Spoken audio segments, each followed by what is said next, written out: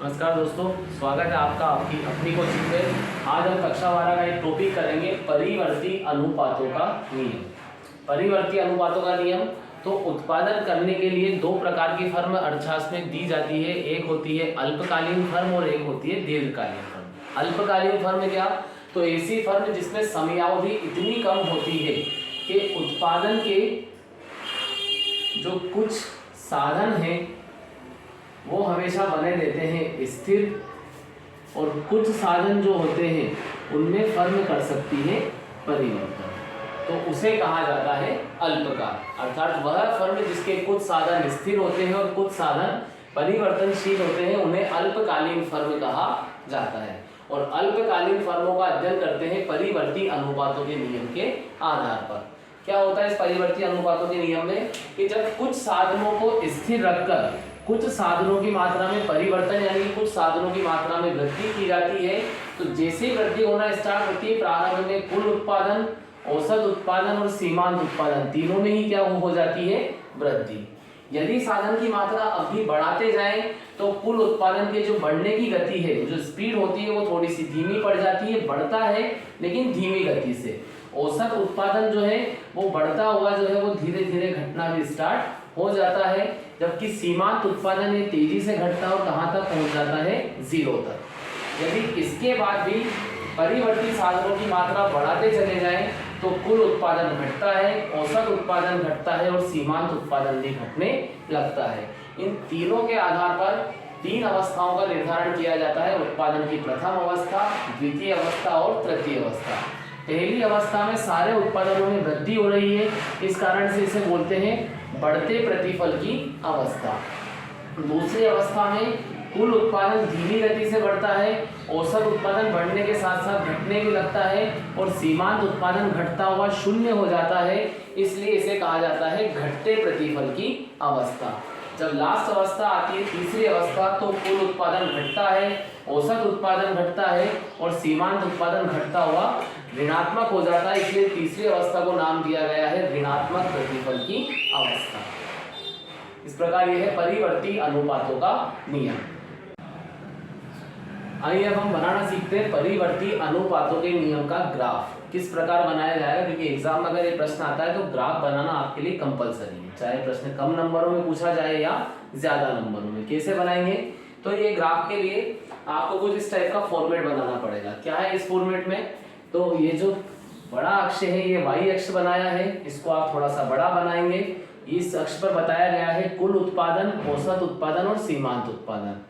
एक अक्ष 2 रूप में बनाएंगे, सबसे नीचे परिवर्ती साधन और कुछ स्पेस छोड़ करके आप ऊपर की तरफ एक और अक्ष बनाएंगे, जो भी हमारा एक अक्ष रहेगा वहां पर भी बनाया जाएगा परिवर्ती साधन। फर्स्ट में y अक्ष जो है इससे कुछ दूरी पर यानी तुलनात्मक रूप से ज्यादा दूरी लेते हुए हम एक सीधी लाइन बनाएंगे और ये हो जाएगी हमारे उत्पादन की दूसरी अवस्था।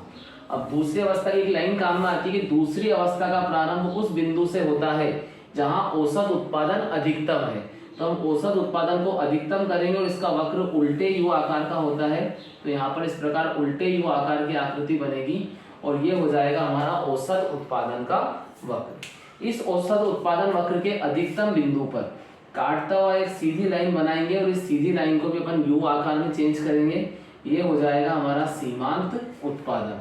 अब सीमांत उत्पादन जहां पर शून्य हुआ है इस बिंदु पर, यहां से सीधी लाइन ऊपर तक जाएगी और ये लाइन बताती है हमारी दूसरी अवस्था के अंत या तीसरी अवस्था के प्रारंभ को। तो तीसरी अवस्था के प्रारंभ पर या दूसरी अवस्था के अंत पर कुल उत्पादन होता है अधिकतम। अधिकतम है तो यहाँ से इसका मान भी घटेगा, ये हो जाएगा हमारा कुल उत्पादन। और यहाँ से इस प्रकार से लाइन बनाते हुए आप यहाँ मिला देंगे तो ये हो जाएगा हमारा कुल उत्पादन। और यहाँ एक लाइन बना देनी है, ये बताएगा आपके उत्पादन की पहली अवस्था को। आप हमेशा इस ग्राफ को बनाने की स्टार्टिंग जो करेंगे वो औसत उत्पादन वाले पॉइंट से करेंगे, फिर उसके बाद सीमांत, फिर उसके बाद में कुल उत्पादन का अधिकतम बिंदु और उस अधिकतम बिंदु के बाद इस लाइन को मिला देंगे तो ये हो जाएगी उत्पादन की पहली अवस्था, दूसरी अवस्था और तीसरी अवस्था। देखो इसका टॉपिक आता है परिवर्ती अनुपातों के नियम का ही, जिसके तहत हमें बताना होता है कि कुल उत्पादन और सीमांत उत्पादन में संबंध क्या होता है। इस संबंध को अपन ग्राफ के थ्रू आसानी से बता सकते हैं कि जब तक सीमांत उत्पादन का मान तेजी से बढ़ता है तब तक कुल उत्पादन के मान में भी वृद्धि होती है। जब सीमांत उत्पादन का मान घटने लगता है तो कुल उत्पादन का मान धीमी गति से बढ़ेगा। जिस बिंदु पर कुल उत्पादन अधिकतम होता है वहां सीमांत उत्पादन शून्य हो जाता है और जब कुल उत्पादन के मान में गिरावट आती है तो सीमांत उत्पादन का मान ऋणात्मक हो जाता है।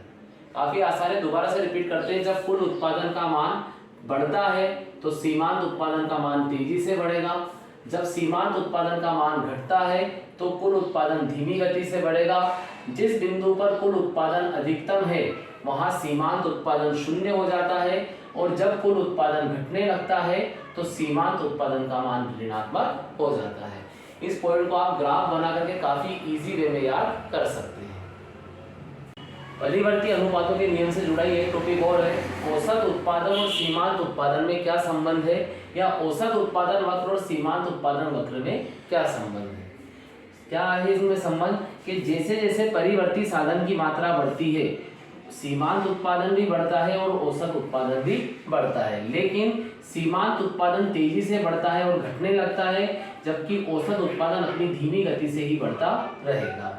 सीमांत उत्पादन वक्र औसत उत्पादन वक्र को उसके अधिकतम बिंदु पर काटता है। इसे हम ग्राफ में ई बिंदु से प्रदर्शित करते हैं और ये होता है औसत उत्पादन का अधिकतम बिंदु। इस बिंदु के बाद औसत उत्पादन में भी गिरावट आती है, लेकिन सीमांत उत्पादन का मान तेजी से घटता है और औसत उत्पादन का मान धीमी गति से घटता है। वापस से रिपीट करते हैं, जैसे जैसे परिवर्ती साधन की मात्रा बढ़ेगी वैसे वैसे सीमांत उत्पादन और औसत उत्पादन दोनों में वृद्धि होती है, लेकिन सीमांत उत्पादन तेजी से बढ़ेगा, औसत उत्पादन धीमी गति से बढ़ेगा। औसत उत्पादन वक्र को सीमांत उत्पादन वक्र उसके अधिकतम बिंदु पर काटता है और इसके बाद दोनों के मान में गिरावट आती है, लेकिन सीमांत उत्पादन तेजी से गिरता है और औसत उत्पादन धीमी गति से गिरता है। एक और समस्या जो इन वक्रों में स्टूडेंट्स को आती है वो ये है कि भाई हमें याद नहीं रहता कि वक्र की आकृति कैसी है। आप आसानी से एक चीज से ध्यान रख सकते हैं, भाई नाम कौन सा वक्र है, उत्पादन वक्र।